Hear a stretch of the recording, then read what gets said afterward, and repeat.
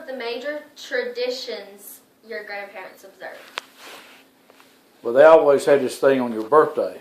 If you were around, if you weren't, if you showed up, however many years old you were, that's how many licks you got. And then they put you under the bed. They stuffed you under the bed. And as you got older, that got a little bit tougher, but you still went under the bed after you got your licks. What? My grandmother on my mother's side, the only three places I ever remember seeing her was either sitting on the front porch, at her sewing machine, or standing at her kitchen sink. She was there. That's where she stayed all the time. My grandmother on my daddy's side, the only places I remember seeing her was outside in the garden or in the yard, digging, hoeing, whatever, or at church. And she was all the time going and helping somebody do something. If somebody was sick, she'd go stay with them. If they was in the hospital, she'd go see them. I mean, she was like a community worry ward or whatever you call it. I mean, she was all over the place all the time. And everybody depended on her to take care of them if something was going on. And she knew everybody. She knew everybody. And we'd always have a Christmas party, but we'd always do it on Christmas Day. And we'd get up that morning and do the Santa Claus thing at our house, and then we had to go to our grandparents. And usually we had two separate ones because it was two different families. Okay. What was their home life like for them? Well, my grandfather on my daddy's side passed away when I was like 3 years old. So I don't really have any recollection or memory of him. And my grandmother on my daddy's side always lived with one of her daughters. And so, you know, their home life was pretty simple and everything, but, you know, they did all the traditional things, and they'd go to the grocery store on Thursday morning, or they'd do this, and they'd go to church on Wednesday night, Sunday morning, Sunday night. But my grandparents on my mother's side, now my grandfather lived a good long while, and they would just, like I say, my grandmother was either on the front porch at the sewing machine or in the kitchen. Well, my grandfather, he listened to the radio a lot. He used to listen to a radio, and he would be outside. He had a little workshop, a little building out there, and he'd sit out there because he could go out there and smoke. My grandmother didn't like for him to smoke in the house, but he liked to go out there. He could smoke his cigarettes and his pipe or cigars or whatever, and she wouldn't say anything to him.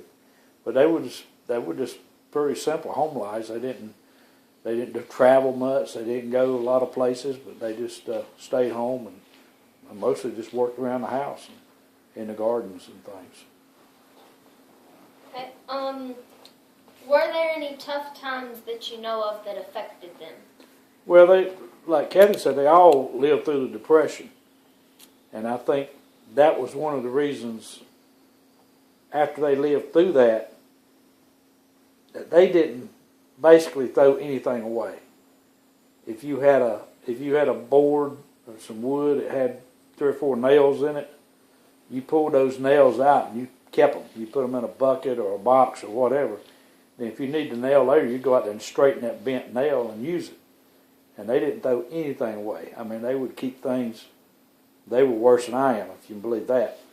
And they kept everything. I mean, it didn't matter. They wouldn't throw anything hardly away. If they threw it away, it was bad used. It was finished.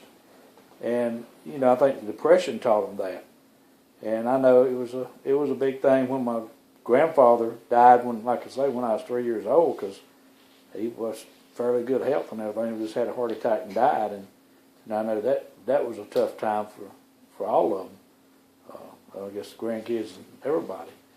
But my other grandparents, they moved down here from up in the mountains, and I know they had a hard time up there, and they moved down here because of the textile mills, where they could go to work. And they lived in one of the, what they call mill houses back then. The mills owned all the houses, and they let them rent those houses for like $5 or $10 a week.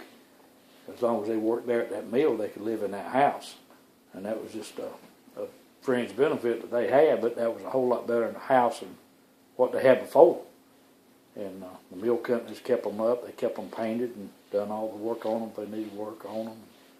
So you know they lived pretty tough, but it made them strong. Okay. Do you have any fond memories with them?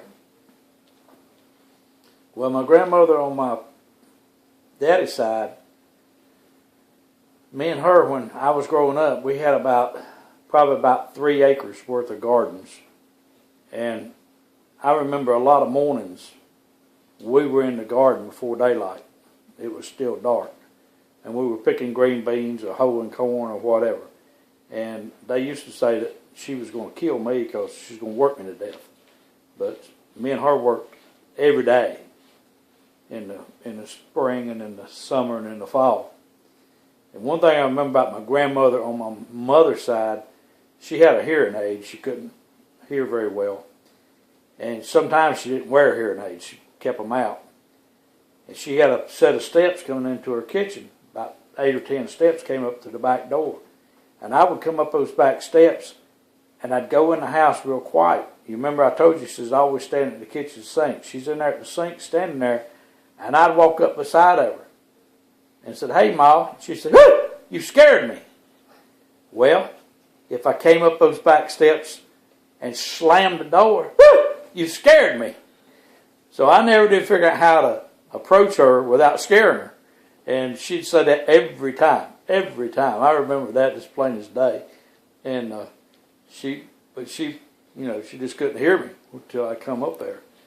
And I remember she was always cooking. I mean, there's plenty of food, but it was homemade, good stuff. Okay, thank you for talking about your grandparents' life.